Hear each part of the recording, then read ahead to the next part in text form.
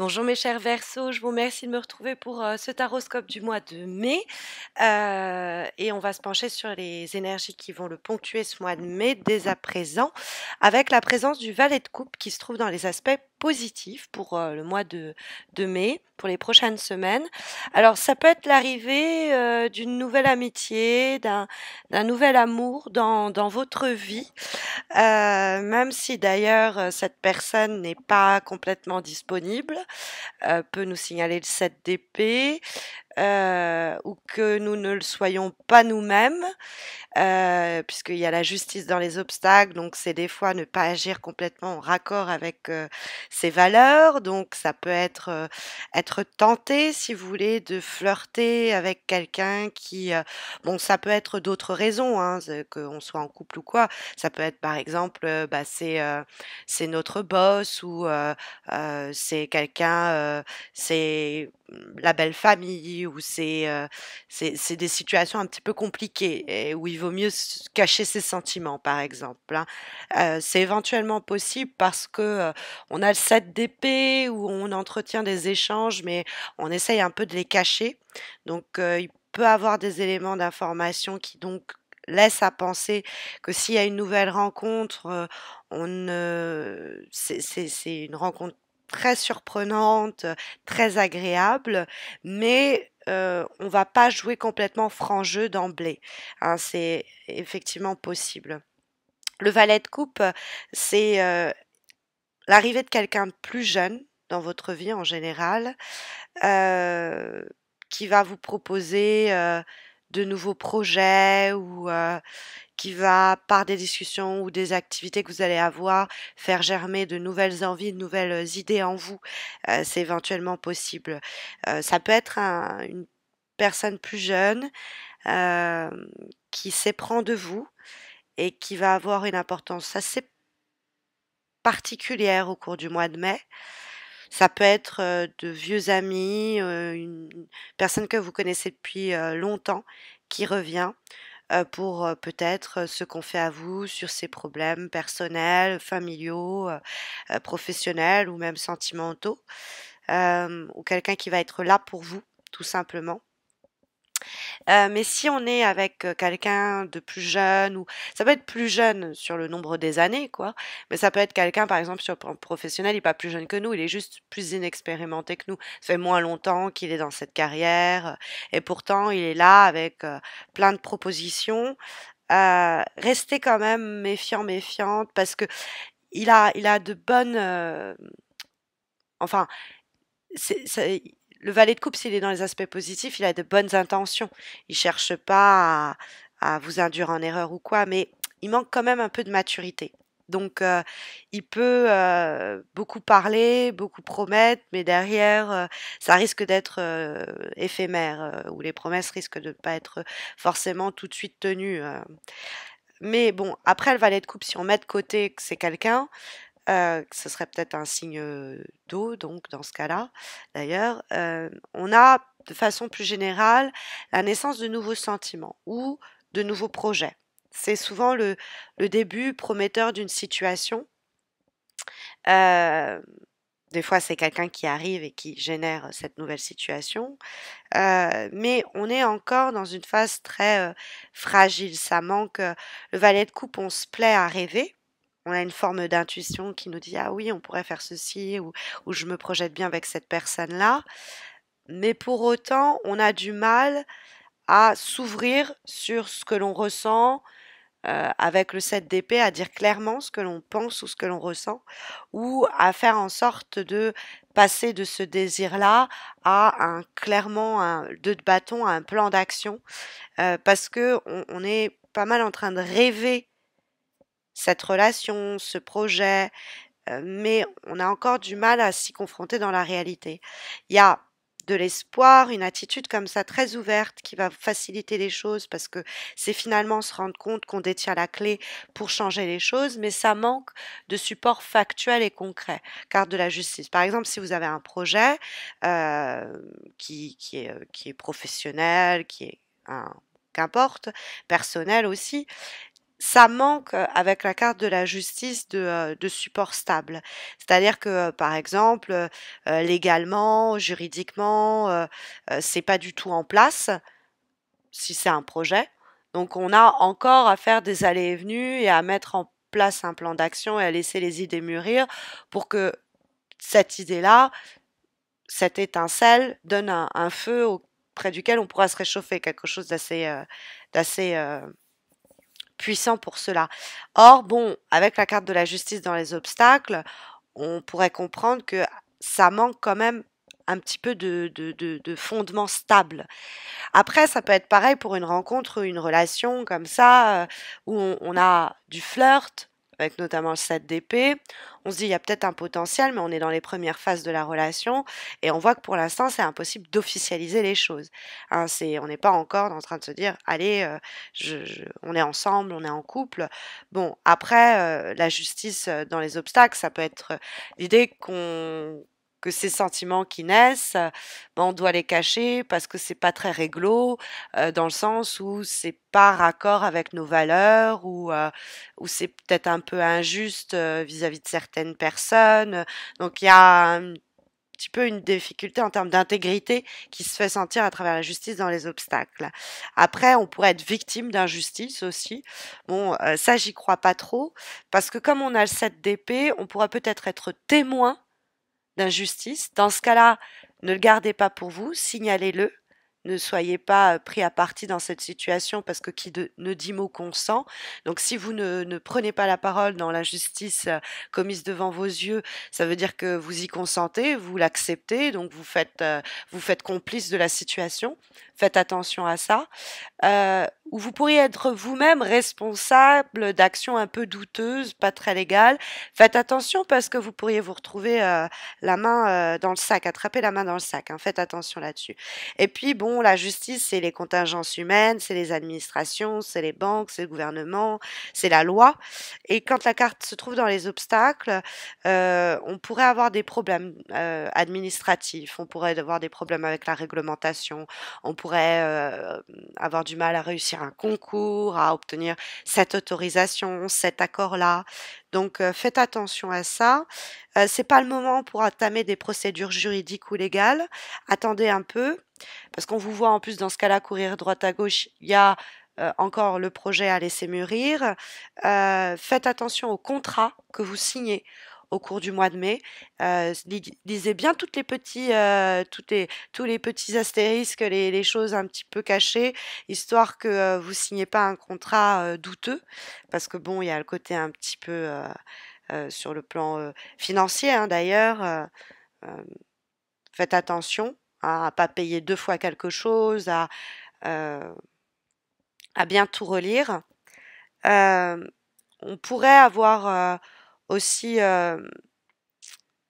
avoir affaire à la bureaucratie avec la carte de la justice dans les obstacles, avec des gens super à cheval sur le règlement, super tatillons, presque malhonnêtes, quoi, et qui vont nous en faire voir de toutes les couleurs et qui pourraient nous conduire à avoir envie de baisser les bras parce qu'on n'arrive pas à obtenir ce que l'on veut, mais persister. Il y a peut-être à aller frapper à d'autres portes dans ce cas-là. Hein, si on est réfléchi, il y a peut-être d'autres actions à mettre en place. On a en vibration, pour ce mois de mai, la carte du 2 de bâton. Belle énergie.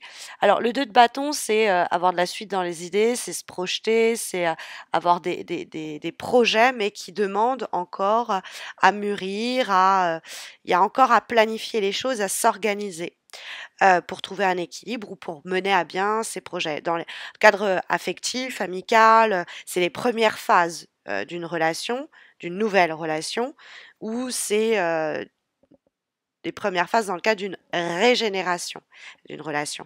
Mais le 2 de bâton, c'est le potentiel des possibles que porte notre avenir et on est inspiré par lui et on va sortir de sa zone de confort, on va mettre en place une stratégie qui va payer pour nous permettre de soit sortir de l'injustice qu'on subit, soit tout simplement développer cette idée-là, cette envie, ce désir qui a jailli par le valet de coupe en vue bien évidemment d'obtenir une nouvelle stabilité ou en tout cas c'est souvent en relation avec des projets d'avenir. On va prendre des risques, on va faire en sorte de donner de la direction aux choses. Mais bon, on est encore dans les phases des premiers temps et ça reste encore à devoir un petit peu prendre, à gagner en densité et à gagner en direction, en focus, etc. Mais voyez, il est en train de regarder l'horizon, en train de se dire, OK, où est-ce que je vais, comment je m'y prends. C'est les bâtons, c'est le feu. Donc c'est des actions quand même concrètes qu'on est en train de mettre en place pour accélérer les choses alors par contre ça vous risquez de pas chômer quoi. On a le 7 d'épée en guise de direction. C'est vrai que le 7 d'épée, c'est une carte qui va avoir tendance à nous parler d'être un peu au four et au moulin, c'est courir à droite à gauche quoi. Donc bon, essayez de pas prendre une charge de travail qui serait plus importante que ce que vous pourriez gérer. Donc vous, vous pourriez avoir peur de ne pas faire assez. Du coup, vous vous débordez, quoi. Donc faites attention à ça, à pas prendre une charge de travail plus importante que vous pouvez supporter ou à gérer trop de projets simultanément, parce que vous êtes dans un cadre peut-être compétitif ou quoi ou qu'est-ce. On peut aussi avoir, et c'est ce que je vous disais tout à l'heure avec la justesse dans les obstacles, dans le cadre d'une situation ou d'une relation qu'on n'assume pas pour une raison ou pour une autre, faites attention aux choses que vous faites en secret parce que on pourrait vous espionner. Il y a cette idée-là, même sur le boulot, on pourrait surveiller de très près vos actions. Donc, si on vous observe, mieux vaut être clair dans ce qu'on fait et jouer franc jeu. Hein. S'il y a aussi un manque de satisfaction, il y a des raisons pour lesquelles on ne se sent pas bien, on n'est pas épanoui, on n'est pas heureux dans une relation ou dans une situation donnée, faut aussi le faire savoir. Hein. Faut pas essayer de tourner autour du pot pour dire le fond de sa pensée. Mais cette d'épée peut nous dire aussi vraiment qu'on est par exemple en train de courir entre deux secteurs, deux services, deux personnes, on risque d'en sortir un peu exténué. On pourrait vivre à ça un peu comme une injustice parce que on nous demande on nous demande un don d'ubiquité au fond. Faites attention à que vous ne soyez pas la personne qui en fait la demande, c'est-à-dire que vous vous forcez à être au four et au moulin simultanément. Mais bon, il y a quelque chose sur le plan relationnel hein, qui ressort dans ce tirage parce que dans le cadre de l'avant-dernier message qui nous est transmis par les cartes, nous avons issu de l'oracle du Tao la carte The Clinging, qui est une carte, vous voyez, qui nous présente ce feu, ces personnes-là, nues ensemble. C'est une carte qui est en rapport avec eh bien, le feu, mais le feu sur un plan plutôt sensuel, plutôt charnel. Donc bon, faites attention, encore une fois, si vous êtes tenté ou si vous êtes tenté d'aller voir ailleurs ou si cette personne est tentée d'aller voir ailleurs avec vous, faites attention, si c'est dans un cadre professionnel, faites attention parce que il y a des choses qui pourraient être révélées et c'est ce que nous dit aussi The Clinging. Après, c'est une carte qui nous parle justement du feu qui brûle ou du feu qui réchauffe. Et c'est le feu qui révèle, dans le sens qui éclaire l'obscurité, et puis en même temps les capacités de destruction qu'il porte. Donc vous avez du feu entre les mains ce mois de mai, donc faites attention à ne pas vous brûler avec, qu'il ne vous consume pas, et que vous arriviez à le transformer pour en tirer les qualités avec beaucoup de maturité et faire en sorte que grâce à ce feu-là, on développe une forme de paix. Il y a l'idée d'un tempérament fougueux avec la carte de clinging.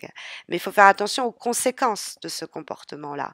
Il y a un côté aussi où on rêve, on se rêve d'une certaine façon, mais de façon concrète, on est peut-être les va-et-vient, c'est peut-être entre nous et nous-mêmes. C'est-à-dire, un jour j'ai envie, un jour je me dis c'est pas bien, un jour je me dis que c'est pas raccord avec mes valeurs, l'autre je me dis mais en fait qu'importe. On pourrait avoir aussi ce double feu-là, celui qui essaye de briller pour nous réchauffer, éclairer, et l'autre qui nous consume et qui nous dit qu'importe, il faut que je me lance là-dedans. Donc quelque chose un peu qui nous démange, si vous voulez, avec The Clinging. Mais il y a l'opportunité que ce feu nous permette de nous revitaliser ou même de croître, de nous élever. Donc c'est pas forcément un feu qui est mauvais. Il faut juste être alerte à ne pas cette situation un peu tumultueuse nous emporte avec elle, hein, de pas se laisser justement d'être vigilant pour pas faire des erreurs sur le chemin, à être trop dans ce côté un peu rêveur. On rêve, mais on fait pas attention aux carcans qui nous limitent de façon très concrète sur le plan du quotidien. Mais encore une fois, il y a quelque chose avec le relationnel, hein, parce que dans le cadre de la dernière lame que nous avons, la dernière carte, le dernier message qui est issu de l'oracle Journey of Love, nous avons bien précisément la carte de l'intimité, hein, qui nous présente ce couple-là, dans cette tumulte d'ailleurs. Donc bon, après ça peut être des infidélités, par exemple, sur le plan professionnel, hein. C'est pas forcément le plan amoureux, ça peut être des infidélités sur le plan amical ou familial. On s'entend super bien avec cette personne, mais quelqu'un qui nous est très proche aimerait qu'on arrête de la voir parce qu'il l'aime pas, parce qu'ils sont disputés, parce que donc vous faites ça dans le dos, etc. C'est possible, mais bon. En tout cas, il y a cette idée d'intimité qui réapparaît à travers ce dernier message. Et cette intimité, cette carte de l'oracle Journey of Love nous parle aussi de vulnérabilité, qui est la clé pour une croissance personnelle, pour un développement personnel ou spirituel, psychologique, comme vous voudrez. Et c'est l'idée que c'est le moment de s'ouvrir, d'arrêter de prétendre ou de se défendre et de l'idée de être dans une disposition d'esprit, une attitude d'ouverture. Alors bien sûr, ça nous vulnérabilise, mais c'est le message de la carte justement. À partir du moment où on s'ouvre, on laisse les autres nous aimer et, et on va être en capacité de recevoir encore plus qu'avant. Mais comme c'est la dernière carte, je pense que le travail qui est au mois de mai, et le travail qui est fait au mois de mai, permet cette ouverture-là. Cette idée de se rendre plus vulnérable, de s'ouvrir un petit peu plus à ce que l'on ressent, de pas nier ce que l'on ressent. Et c'est ce que le valet de coupe aussi va peut-être nous faire sentir. Il y a cette personne qui va entrer dans notre vie, cette situation ou cette relation qui va nous permettre de nous dire, bon, si je ne suis pas honnête sur ce que je ressens, sur ce que je pense, sur ce que j'éprouve, je vais me couper un peu de ce que je pourrais ressentir et éprouver par la suite. Donc il y a à se connecter avec une forme de vulnérabilité, d'ouverture qui est la clé. Et c'est ça le 2 de bâton. On a aussi la clé en changement d'attitude, en arrêtant peut-être de... ça c'est un peu porter un voile, porter un masque, histoire de se protéger.